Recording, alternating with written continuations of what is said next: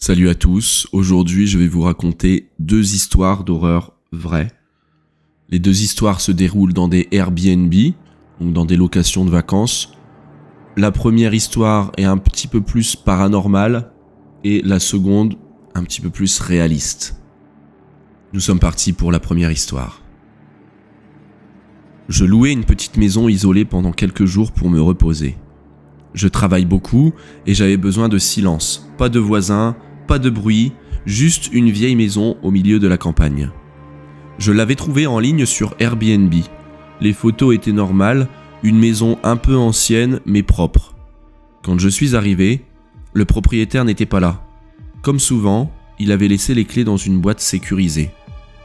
La maison était étrange, pas effrayante mais figée, comme si personne n'y avait vécu depuis longtemps. Il y avait des meubles, des cadres, des objets, mais tout semblait un peu trop immobile. Je me suis installé. La première soirée s'est déroulée normalement. Je regardais une série sur mon ordinateur quand j'ai remarqué quelque chose sur une étagère du salon.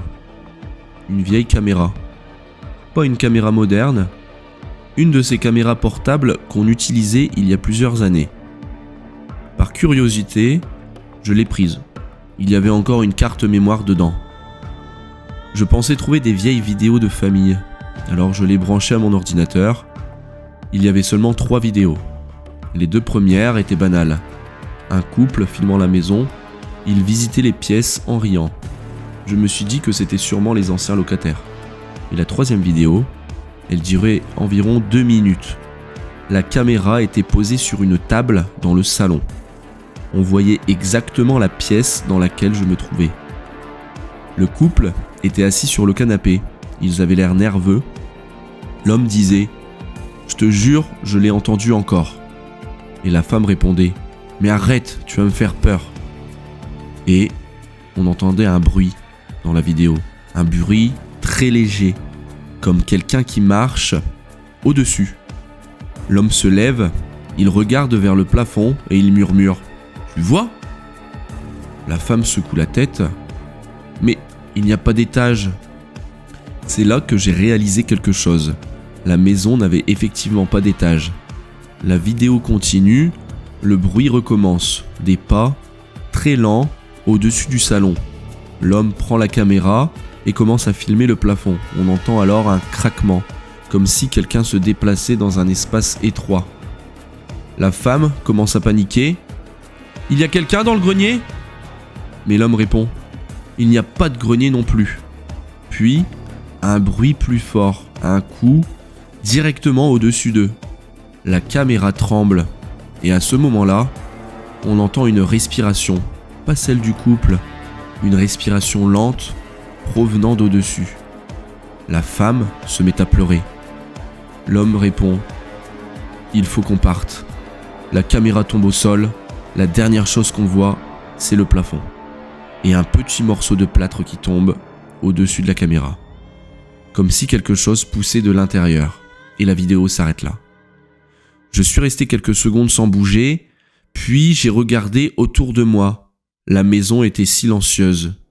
Je me suis dit que c'était sûrement une blague, ou un animal dans les murs. Je suis allé me coucher. Vers 2h du matin, je me suis réveillé. Parce que j'avais entendu quelque chose, un bruit très léger, au-dessus de moi, des pas, très lents. Mon cœur s'est mis à battre très fort. Je me suis souvenu de la vidéo, je me suis levé et j'ai regardé le plafond. Silence.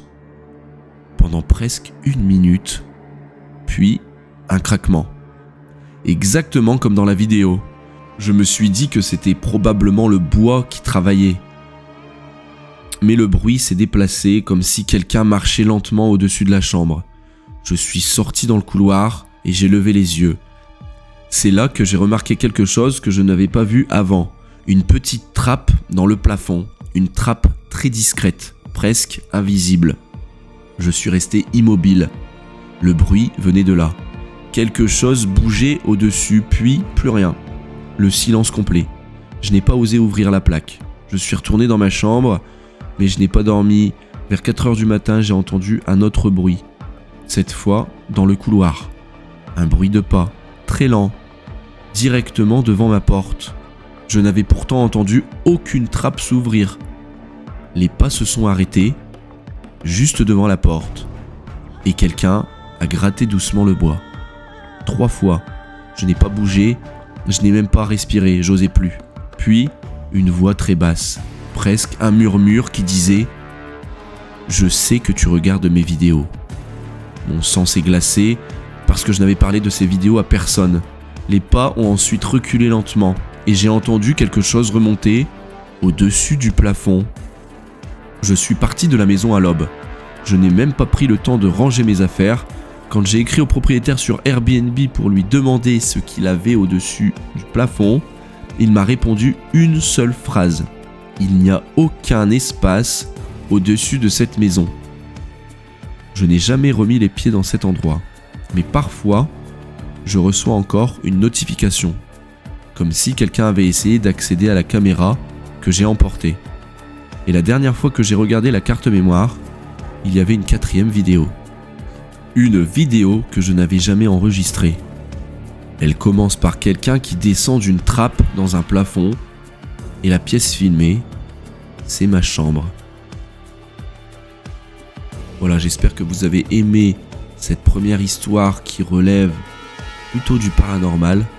C'est pas vraiment ce qui s'est passé. Et on attaque tout de suite la 2e vidéo qui se trouve encore dans un Airbnb, mais cette fois-ci qui est un petit peu plus réaliste.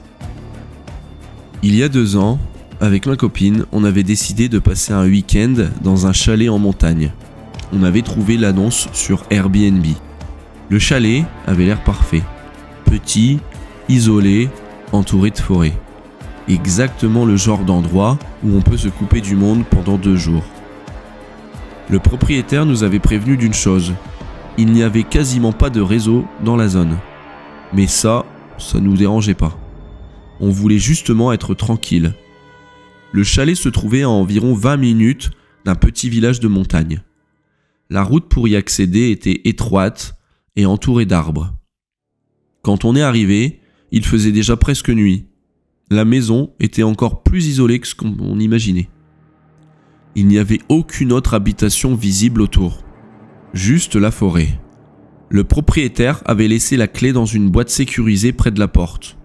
On est entré, l'intérieur était chaleureux. Un petit salon avec un poêle à bois, une cuisine simple et une chambre à l'étage. Tout semblait normal. Mais il y avait un détail qui m'a un peu surpris. Sur la table du salon, il y avait un vieux talkie-walkie. Je pensais que c'était un objet décoratif. Mais quand je l'ai pris dans la main, il s'est allumé. La batterie fonctionnait encore. Ma copine a rigolé en disant que c'était sûrement pour communiquer avec des voisins. Mais il n'y avait aucun voisin. La première soirée s'est passée tranquillement. On a mangé, on a regardé un film sur mon ordinateur et on est monté dormir. Vers 2h du matin, je me suis réveillé. Au début, je ne savais pas pourquoi, puis j'ai entendu un bruit très léger, comme quelqu'un qui marchait sur le gravier autour du chalet. Je me suis redressé dans le lit, le bruit s'est répété. Des pas, lents, qui faisaient le tour de la maison. J'ai pensé que c'était peut-être un animal, mais ça ne ressemblait pas vraiment à un animal. Les pas étaient trop réguliers. Je suis descendu au rez-de-chaussée. Par la fenêtre du salon, on voyait l'extérieur du chalet. Mais il faisait complètement noir. Il n'y avait aucune lumière dehors. Je n'ai rien vu. Au bout de quelques minutes, les bruits se sont arrêtés. Je suis remonté me coucher. Le lendemain matin, j'ai raconté ça à ma copine. Elle m'a dit que j'avais sûrement rêvé. Mais en sortant du chalet pour aller chercher du bois, j'ai remarqué quelque chose dans la terre. C'était des empreintes de chaussures. Il y en avait plusieurs, tout autour de la maison. Comme si quelqu'un avait réellement tourné autour pendant la nuit. Là, j'ai commencé à me sentir un peu mal à l'aise, parce que la route qui menait au chalet était vraiment longue. Et on n'avait vu aucune voiture depuis notre arrivée, ni personne d'autre. La journée s'est passée normalement. On est parti marcher dans la forêt pendant quelques heures, mais en revenant au chalet en fin d'après-midi, j'ai remarqué quelque chose de très étrange. La porte d'entrée était légèrement entrouverte. Je suis sûr de l'avoir fermée pourtant. On est resté immobile devant la maison, puis je suis entré doucement. Tout semblait normal. Rien n'avait été déplacé, mais le talkie-walkie sur la table n'était plus au même endroit. Je me souvenais très bien l'avoir laissé près de la fenêtre. Maintenant, il était posé au milieu de la table. Ma copine a essayé de me convaincre que c'était peut-être moi qui l'avais déplacé sans m'en souvenir. Mais je savais que non. La deuxième nuit, les bruits sont revenus, les mêmes pas, lents, autour du chalet. Cette fois, j'ai regardé par la fenêtre pendant longtemps.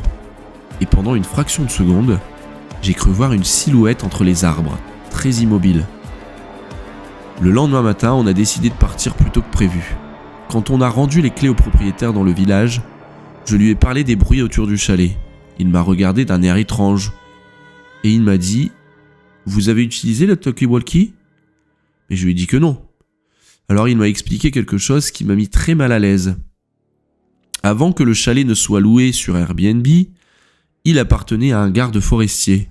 Et cet homme utilisait les talkie-walkies pour communiquer avec son collègue qui surveillait la forêt la nuit. Un soir, ce collègue a disparu et on ne l'a jamais retrouvé. Le garde forestier jurait qu'il continuait parfois à entendre quelqu'un parler dans le talkie-walkie pendant la nuit. Et c'est pour ça qu'il avait fini par vendre le chalet. Je pensais que c'était juste une vieille histoire de village pour faire peur aux touristes. Mais quelques jours après notre séjour, j'ai reçu un message automatique sur l'application Airbnb. Un message disant que quelqu'un avait essayé de contacter notre appareil via le talkie-walkie du chalet. Et quand j'ai demandé au propriétaire si quelqu'un d'autre avait loué le chalet ce week-end-là, il m'a répondu « Non, vous étiez les seuls dans la montagne. » Voilà, on arrive au terme de cette deuxième vidéo qui fait, je trouve, autant flipper que la première. J'espère que vous avez aimé ce format avec 2 histoires par vidéo. Et on se dit à la prochaine, à la semaine prochaine pour une nouvelle vidéo. Bonne nuit.